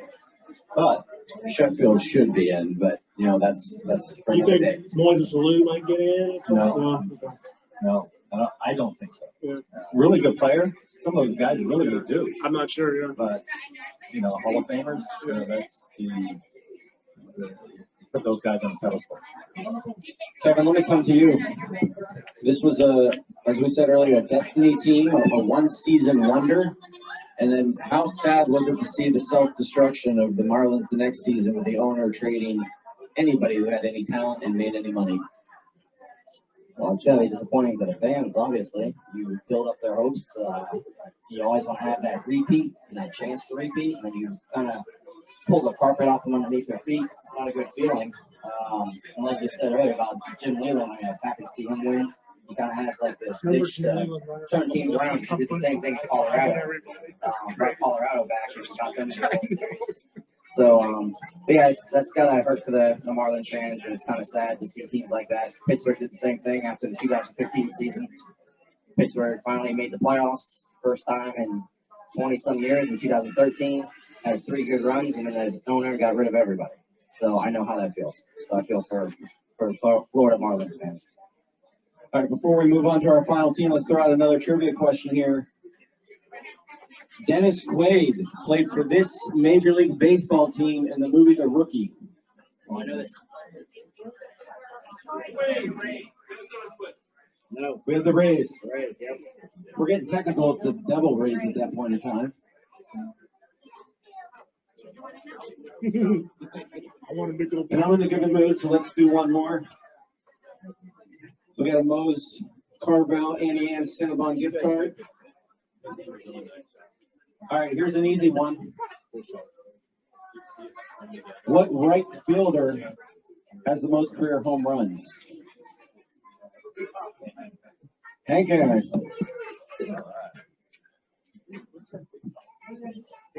Huh? He said I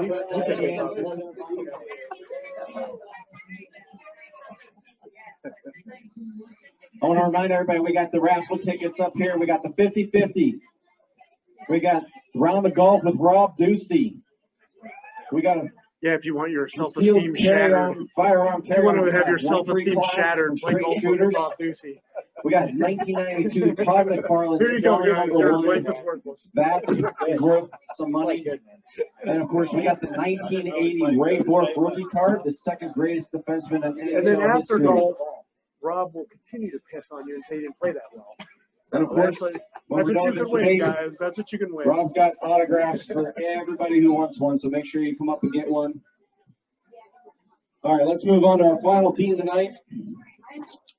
That is the 1990 Cincinnati Reds. So these boys went 91-71 record. They won the National League, of course, beating out the defending San Francisco Giants, who were in the World Series the year before. You know, they had a solid outfield. They had Kevin's Paul O'Neill, of course. And then Billy Hatcher in center field could always run it down. But then you got MVP candidate, All-Star Eric Davis. Guy had a great career. Kind of vanished when he went to L.A., but that happened to Strawberry too when he went to L.A., so it just kind of happens. Of course, that outfield is backed up by the last remnants of the Big Red Machine, Ken Griffey Sr. That's how far we're going back now. He did get traded before the World Series. That is correct. But he was on that team for a while. So, you know, solid catcher in Joe Oliver. He was second in catching people stealing that season, so that was pretty good. And sixth in the National League for wins above replacement, third in assists. Very good fielding catcher there. And then in the infield, you got Hall of Famer Barry Larkin. If it wasn't for the Wizard of Oz winning the Gold Glove every year, I'm pretty sure Barry Larkin would have had a few more of those. And, of course, Mariano Duncan, All-Star, you know, in his career, MVP candidate that year. And the man who made Rex Specs popular, Chris Sabo, at third base. I wish I had a pair of those still. They're probably worth money at this point. But he was an All-Star as well and MVP candidate, and he was first in fielding percentage that year. So these guys have played defense. And then Rookie of the Year candidate Hal Morris at first base. Can't forget about him. But where the team really shined is pitching. You got the ace Tom Browning, of course, but then the MVP candidate Jose Rio, All-Star Jack Armstrong, and Danny Jackson, very underrated pitcher. This guy threw the only perfect inning in the World Series history. So that's a trivia question all in itself there. We can't mention the Reds without bringing up the Nasty Boys. Just a great nickname. Rob Dibble, Randy Myers, Norm Charlton. These guys were one of the greatest bullpens in league history. Let me see here. Just check this out. Rob Dibble, of course, he was an all-star, but 1.74 ERA. That is insane. That was below 2. Norm Charlton, 12 wins out of the bullpen and a 2.74 ERA. And, of course, Randy Myers, he was an all-star. He was an MVP candidate, 5th in the Cy Young voting. 31 saves, 2.08 ERA. If they got to the 6th inning, this game was over. The Reds were winning the game. You can ask the Pirates that because that's who they beat in the 1990 playoffs. You know, beat them in 6 games. Then they go into the World Series and they play the heavily favored Oakland Athletics, the defending World Series champions who had also been in the year prior to that. You got McGuire, Canseco, Ricky Henderson, Harold Baines, Dennis Eckersley pitching, calls Dave Stewart from his Toronto Blue Jays. They go in and they sweep the Oakland Athletics. They were supposed to lose. The odds were insane. Vegas took a big hit on that one. So if we're going to vote tonight, which we always do, I always say pitching wins championships. Pitching stops good hitting. Pitching stops Yankees teams that are bought with money.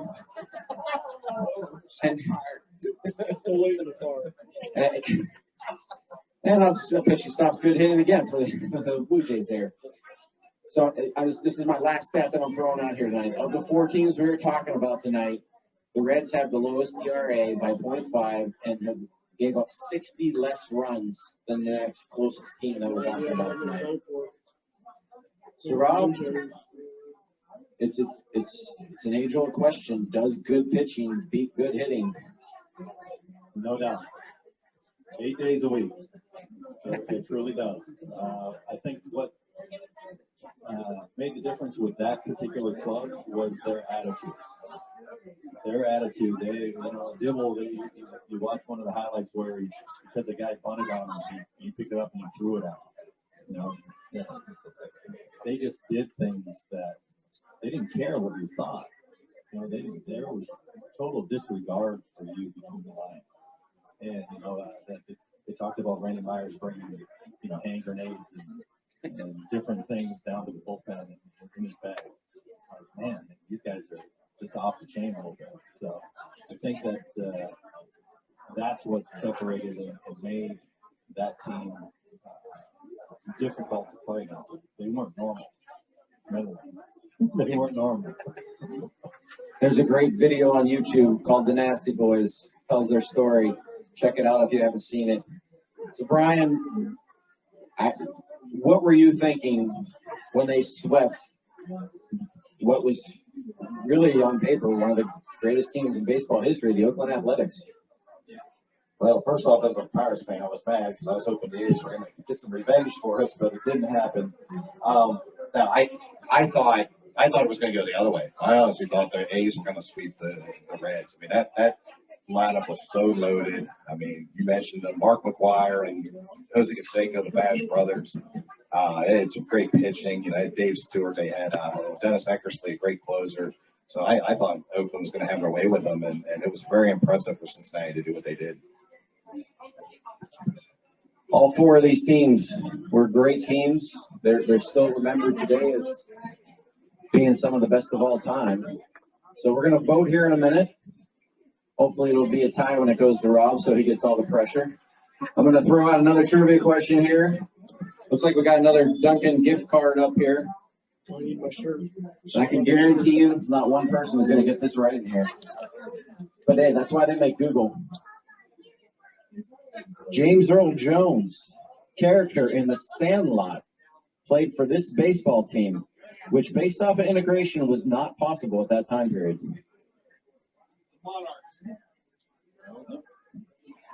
He sounded sure. He did. I thought he was doing it. need a hint. What's it rhyme with? He's in a picture in his uniform next to Babe Ruth and Lou Gehrig. That's a good hint. No, he didn't play. It's not the Yankees. Nope. We've been mentioning this team all night long. So if anybody's paying attention, Well, we know it wasn't the Marlins. I'll give you a hint. This table doesn't get to guess with this hit. Yeah, there's 3 rivers there. All right, you got it. You might as well just said it rhymes with Dicksburg. All right, one more. All right, go on. We'll have some more in a little bit too, but this team has the second most World Series wins behind the Yankees. Doesn't really matter. Yeah, it doesn't They're in the matter. Midwest. Cardinals, bro. I think you're right with the Cardinals. I think it's Cardinals. That's the Yankees of the National League. Nobody? All right, I'm going to I give want, the when you Yankees a guess sign again. mine, Cardinals. I want a heart on mine. You guys give out the answer. I want Rob Ducey. I want him to put a heart. All right, let's move into our vote. Can't vote for your own. So we have the 98 Yankees, 97 Marlins, 93 Blue Jays, and the 1990 Reds. Kevin, down there in the Yankees jersey, who are you voting for? You can't get upset that the Yankees purchased their team if there's no salary cap in the league. It's not your fault that Pittsburgh and Cincinnati and all those other cities don't have Did I miss the the pockets to buy it. But anyways, Did I miss I'm it? going to have to go with the 93 Blue Jays. I was in 2nd grade. I remember when they won that World Series. You know what? That's wrong. All day he's been commenting about Yeah. age. Yeah. All day. Oh, I was in the 7th grade. Really? Yeah. Yeah, I asked Rob when he played in Pittsburgh if he played in Three Rivers or PNC. He said he played in PNC. I was like, oh yeah, I was a sophomore when that opened. But anyways, yeah. So in 2nd grade, I wrote them a letter. They actually sent me a bunch of stuff back. I really like the Blue Jays, so I'm gonna go with them. Joe Carter was a beast. They had a good lineup, good pitching. Brian? I'll tell you what, I'm going to go with the Cincinnati Reds. I'm going to mention something that you didn't mention was Puts me the in season the game. before was a big I'm scandal not doing with it. Pete Rose and the gambling on the games I'm and gonna take everything. illness. And that team had to go through a lot of turmoil Deny the Yankees. the season before. They brought back basically the I can't same believe he did roster. that. And that I was was the gonna last pick place the team in '89. They brought back basically the same roster in 1990 and won the World Series. And like you said, beat that great Oakland A's team. So I'm going to go with the Reds. Coached by Lou Piniella, who took over for the Rays here, was it late 90s? Yeah. Late 90s, yeah. So we had Lou Piniella down here. Paul, who are you taking? I'm going Reds like Brian. Chris Sabo, the Big Red Machine, great nickname. I almost said Yankees, but my mouth couldn't get the words out. So I got a little ill there. So I'm thinking I'm just going to stick with the Reds. I'm more with the Reds. That was a hate vote. It was. Definitely. By the way, can't vote for your own team, I guess. Well, I can't vote for the Yankees either. No, You guys are insane. Derek Jeter is my all-time favorite player. Kevin is wearing a Jeter jersey that belongs to me. So, even saying that, I'm sorry. I don't think they were the best. No more. I look at Every single list of they lost to a Marlins team a few years later in the World Series. Bartman year. The Bartman year, right? So, They didn't lose to the Marlins. Just go Marlins. yes, they did lose to the Marlins in the World Go Series. sit in your Dodge. I don't know what was that. 03. 03? Yeah. Right. Yeah, So, that was 5 years later. That wasn't even in the 90s. Still, it was still They Jeter won and company. 3 before that. I was hoping you wouldn't bring that up. So, I was so hoping I'm I was going like, for the don't team bring of destiny. I love Bonilla. I love Sheffield. Yeah, thank you. I I think love they have my. the best And I manager, think Jim Wheeler, I think Rob's who took a voting for lot me of too. bad teams pretty far. So I'm going with the Marlins. So Rob, your vote? Oh, there it goes. This is all hate. I have to go with the Yankees. Thank you. I truly do, because the roster they had, a tremendous player, all All right, well, I'll see you guys later. Hall of Famers. That was prior to them as the body of work. You know, that was at the beginning of how things started to develop. And they just blossomed into, you know, I thought you were a shooter. the best teams that ever played. I knew nobody would hit the ball. That's one for the Yankees, one for the Marlins, two for the Cincinnati Reds. So, hey, the win goes to the host. How about them apples? So we're gonna talk to Rob here about his career for a little bit, and then he's gonna sign autographs. And I just want to remind everybody, we got the 50-50 up there. We got the round of golf with Rob. We got the Rayport rookie card. We got Spawn #1. And we got the free firearms class. So raffles, lots and lots of raffles. All that money is going to a great cause, Operation Heartfelt, feeding these hungry kids in the local areas. So come on here. We're going to be pulling all those probably about 7:30, 8 o'clock. We'll be pulling the raffles. Put your phone number on the back. We'll call you if you're not here. And Rob's going to be signing autographs here in about 15 minutes. So before we ask him his first question, got another trivia question here. This Metallica song is used as the entrance for the greatest closer, Mario Rivera. Somebody said it. Where was that at? Over here. It was Enter Sandman. The game was over when they played that song. For whom the bell tolled. I hated that song. Wasn't that Trevor Hoffman? That might have been, yeah. Yeah, Trevor Hoffman was for whom the bell tolls. So I'll tell you what, because that's such a Zero. good guess, I'm gonna give you a prize. We're out of gift cards, but you're getting something even better. You're getting a Brian Leach rookie card.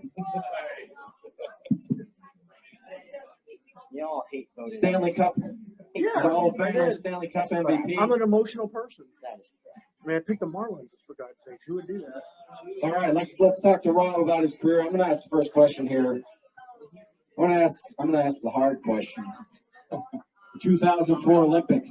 Did you have to try out, or did they just call you and say, "Hey, come play for us"? No, I almost had to try out. I went through the Olympic qualifier with them and almost had to prove that I could still play a little bit. It was fortunate enough for me that I did enough to kind of stay around. I was the old guy. I was almost 40 years old, and I never got a chance to play for my country, and I jumped at the opportunity.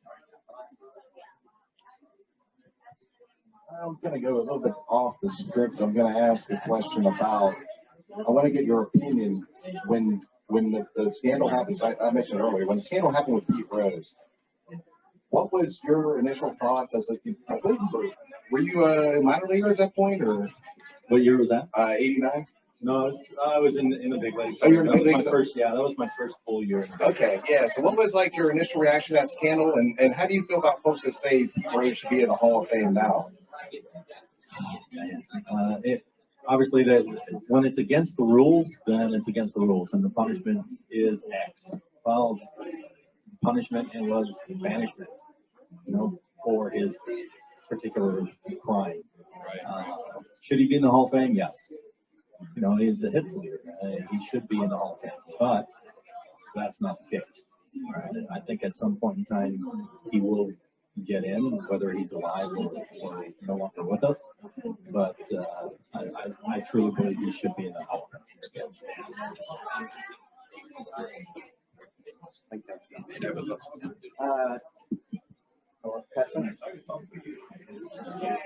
Are you on? Yeah. So growing up as a child, what one player would you say you kind of looked up to and got you motivated to get into baseball and pursue a career in baseball? Well, there was no particular player. I love to play.